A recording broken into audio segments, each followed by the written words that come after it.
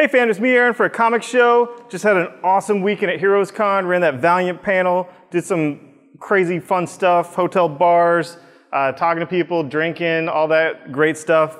Thanks everyone for, you know, being nice to me. I'm a pretty fun dude, right? And also thank you for supporting our Indiegogo campaign at mygeekeasy.com. But there's so many ridiculously good books this week, I need to dig into them.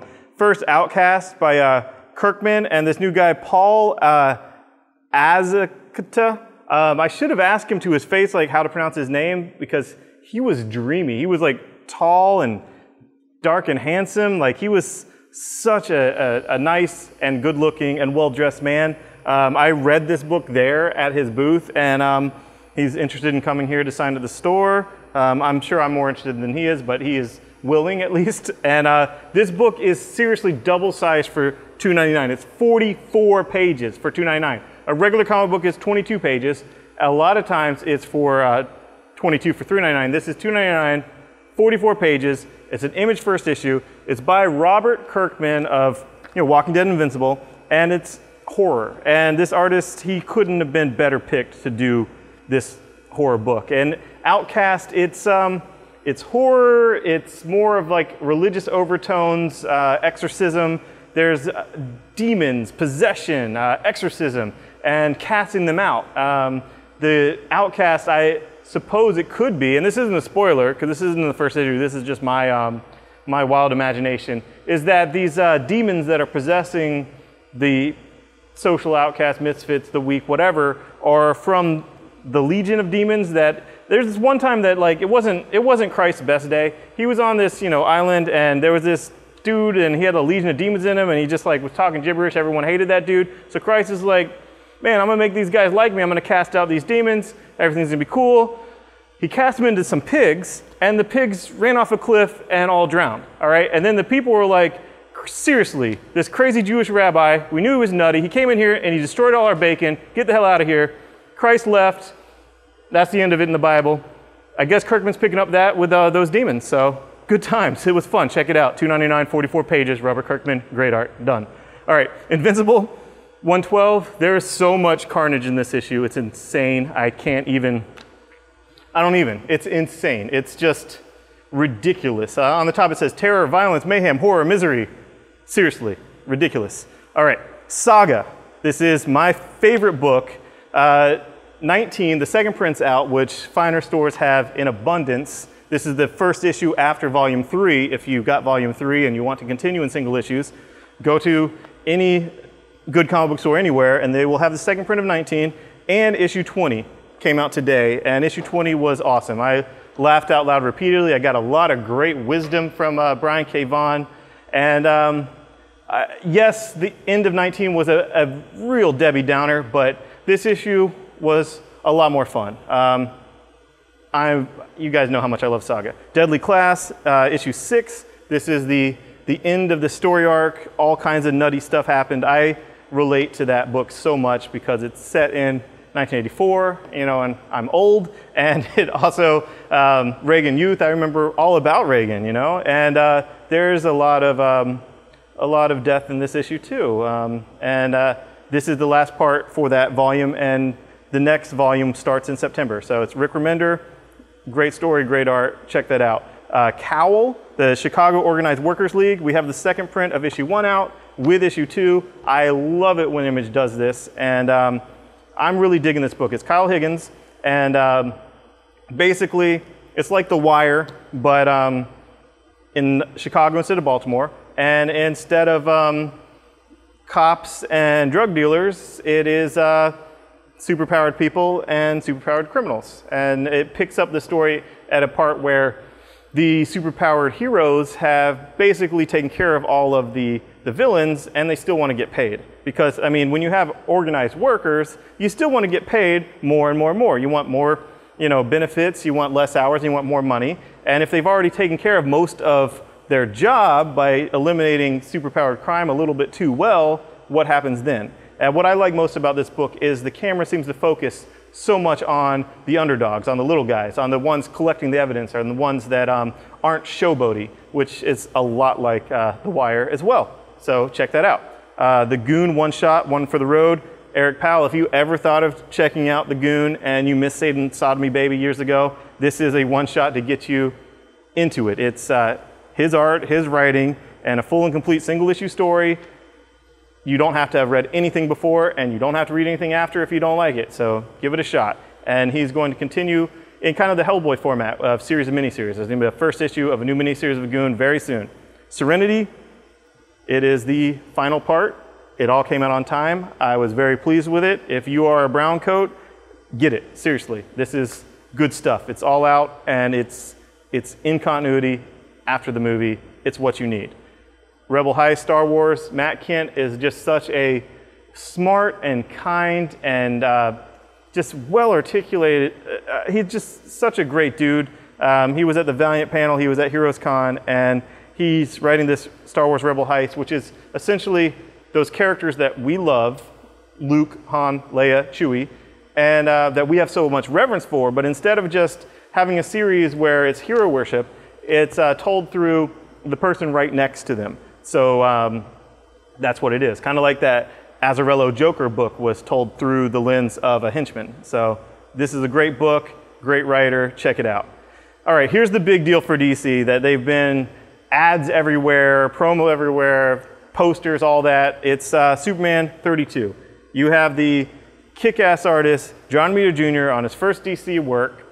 You know, he drew some of that stuff with the crossovers of whatnot of the two companies, but this is his first DC work that I know of, and it's Geoff Johns. So even if you're like, oh, John Romita Jr., he's overrated, whatever, you know, like, he was perfect for Kick-Ass because everyone looks like they got punched in the face, and that's great. I like his action scenes. I like that. I'm a bit of a sucker for him, but I do see other people that I see their point when they don't like that it's not so detailed, whatever. But it's Geoff Johns. Geoff Johns can cover anything, any artist, any objection you could ever have to any book. Geoff Johns is an ultimate defense, as we say in the law. I have a paralegal degree, little known fact. It's an ultimate defense. It's an absolute defense. You can't defend it. You can't. It's Geoff Johns. And it opens with this brilliant thing of the last son of Earth, basically. It opens with this couple and their son, and they sent him off to in a pod to live as they die. And this is like the first 2-3 pages. This is just how it opens. Not the main plot of the book, but it was a great first issue. It set up a lot of stuff, and I'm excited about Geoff Johns' run on Superman. And I have not been excited about Superman in a long time. Moving on to Geoff Johns on Justice League.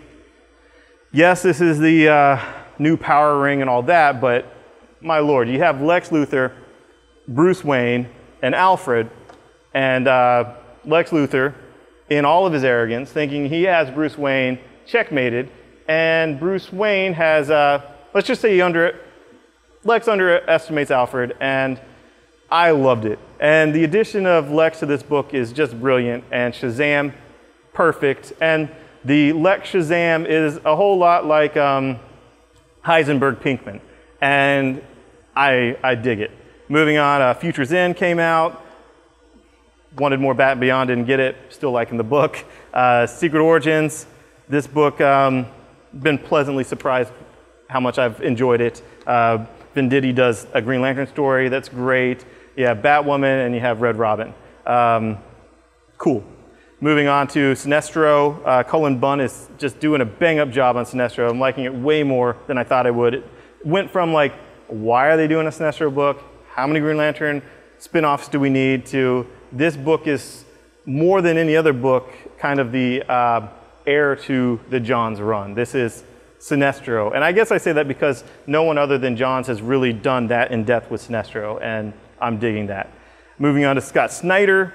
This is basically the penultimate issue to 0 Year, and Bats takes on Riddler head on.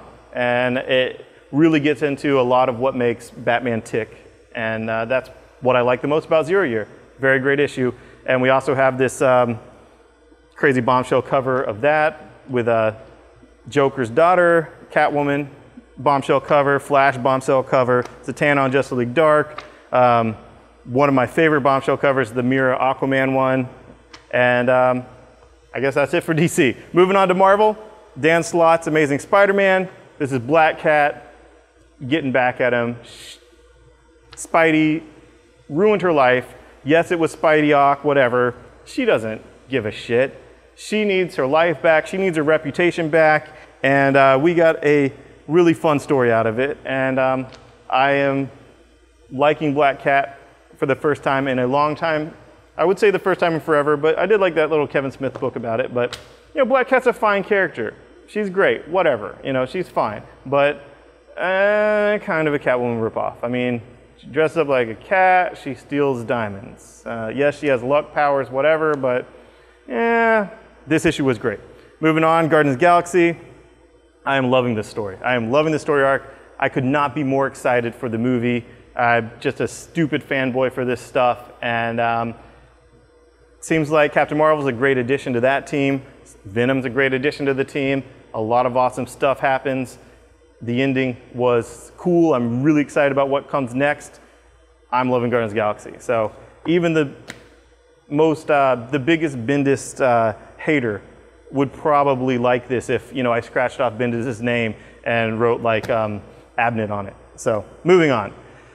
Deadpool vs. Carnage, the finale, Cullen Bunn, great, can't spoil it.